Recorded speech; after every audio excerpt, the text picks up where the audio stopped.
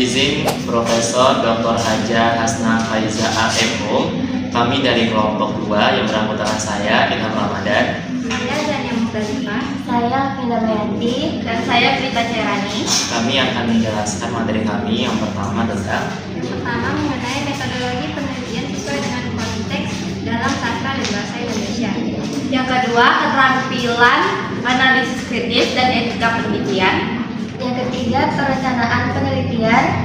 dan yang keempat persiapan turun ke lapangan dalam penelitian. Selamat menyaksikan.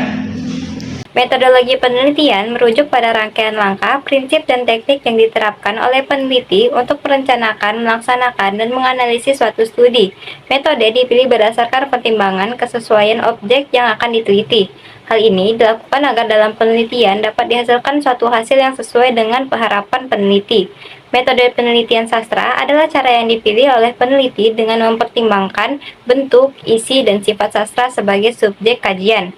Dalam metode terdapat teknik dan pendekatan. Maka, metode penelitian sastra akan memuat pendekatan, keilmuan, dan teknik analisis yang digunakan. Dalam konteks penelitian bahasa dan sastra Indonesia, terdapat berbagai metode yang dapat digunakan. Yang pertama itu ada metode deskriptif, itu metode yang digunakan untuk menggambarkan fenomena bahasa atau sastra secara rinci tanpa melakukan manipulasi data. Dalam penelitian sastra, metode deskriptif dapat digunakan untuk menganalisis unsur-unsur seperti tema, karakter, alur, dan gaya bahasa dalam karya sastra Indonesia. Yang kedua, metode analisis teks. Metode ini berfokus pada analisis mendalam terhadap teks sastra untuk mengungkap makna, struktur, dan pesan yang terkandung di dalamnya. Dalam penelitian bahasa, analisis teks dapat digunakan untuk mempelajari penggunaan bahasa, gaya penulisan, dan teknik retoris dalam karya sastra Indonesia. 3. Ada metode kualitatif. Pendekatan kualitatif digunakan untuk memahami fenomena dalam konteks sosial dan budaya.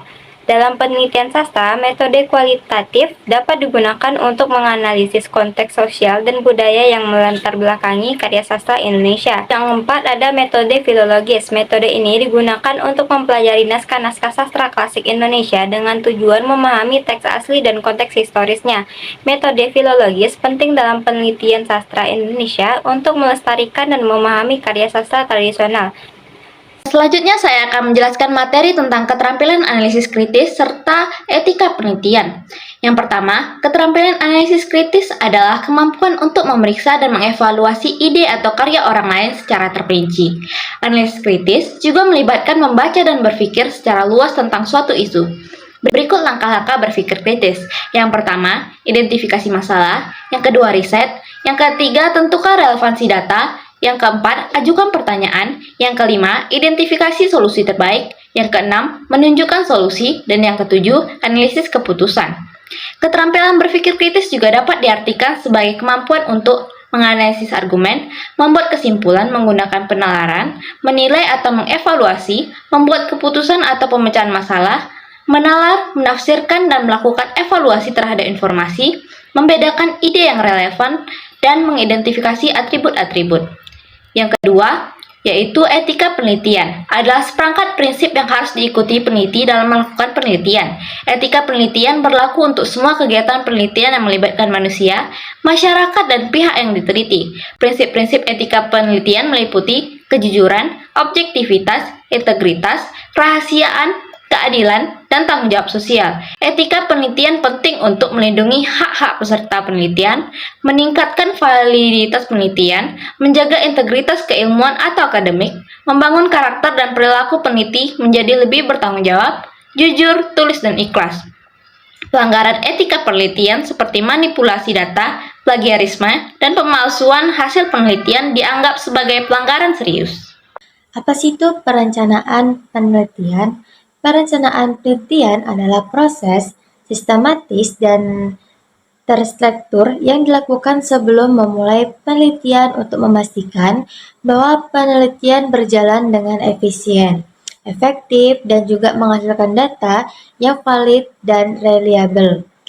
Nah, merancang penelitian pembelajaran bahasa Indonesia melibatkan perencanaan yang matang dan terstruktur. Tujuannya adalah meningkatkan kualitas pembelajaran dengan cara yang efektif dan menghasilkan data yang valid. Nah, adapun tahapannya meliputi menentukan fokus penelitian, seperti topik, rumusan masalah, dan juga tujuan. Yang kedua, memilih metode penelitian yang tepat, seperti kualitatif, kuantitatif, atau juga gabungan. Merancang desain penelitian, menentukan populasi dan sampel, memilih alat pengumpulan data, termasuk tes, angket, wawancara, observasi, dan lain-lain. Nah, untuk menentukan cara pengumpulan dan analisis data serta membuat jadwal penelitian, semua ini bertujuan agar penelitian berjalan sistematis, akurat, dan juga menghasilkan temuan yang bermakna untuk memperbaiki pembelajaran bahasa Indonesia. Nah, penting sekali perencanaan yang teliti ini sangat menentukan untuk keberhasilan penelitian. Nah, selanjutnya adalah persiapan turun lapangan dalam proses penelitian. Yang pertama adalah keterampilan berkomunikasi. Teman-teman, tentu keterampilan berkomunikasi sangat memiliki peranan penting dan juga perlu kita siapkan ketika kita hendak turun lapangan dalam proses penelitian. Keterampilan berkomunikasi sebagai upaya pendekatan kita kepada masyarakat ataupun populasi sampel sebagai bentuk objek penelitian. Keterampilan berkomunikasi juga dapat mempengaruhi kepercayaan diri kita ketika hendak turun lapangan dalam proses meneliti.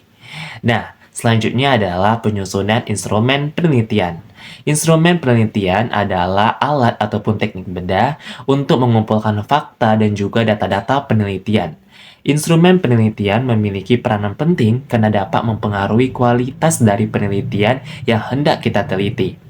Jenis-jenis instrumen penelitian ada observasi, wawancara, catatan lapangan, dan juga tes. Kemudian yang ketiga adalah strategi adaptasi terhadap dinamika sosial. Tentu ketika kita melakukan penelitian di lapangan, ada tantangan dan juga hambatan yang bisa kita sebut sebagai dinamika sosial. Perlu strategi yang harus kita terapkan ketika kita melakukan penelitian. Yang pertama adalah kenali lingkungan dan konteks penelitian. Yang kedua, bangun hubungan baik dengan informan dan juga responden. Ketiga, gunakan metode penelitian yang fleksibel. Yang keempat, analisis data secara terus-menerus.